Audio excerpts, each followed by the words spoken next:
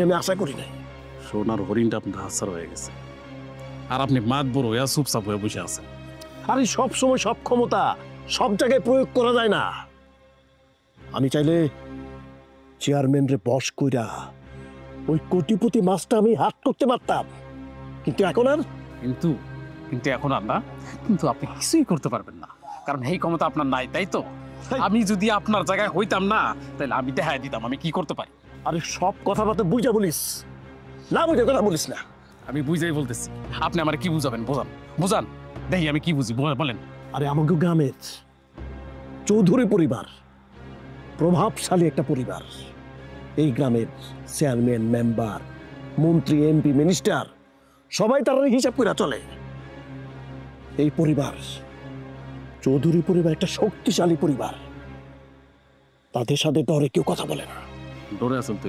তার মানে আপনি বলতেছেন যে মানে আপনি ওই যে কোটিপতি যে মাছটা এটার আশা ছাইড়া দিচ্ছেন, তাই তো? কি করবো?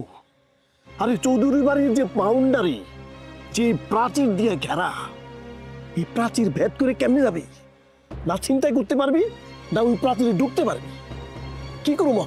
তাইলে কি করার? স্বপ্ন দেখা বন্ধ করেন, এই বিষয় নিয়ে আমার সাথে আর কোনো কথা বললেন না আপনি। আরে চৌধুরীর পোলা আসার আর সময় পাইল না। এই চৌধুরীর ছোট পোলার জায়গায় যদি অন্য কেউ আইতো, তাইলে আজকে রক্তের বন্যা বইতাম আমি। মাধুর সাহেব, আপনার রক্তের বন্যা বলানোর দরকার নাই।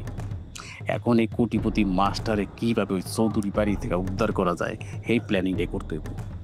কিরকম প্ল্যান? শোনেন, আমি যা করবো আপনি শুধু আমার সায় দিয়ে দেবেন, একটা টু শব্দ করবেন না, যা করার আমি করবো। কানে কানে শোনেন কি করি।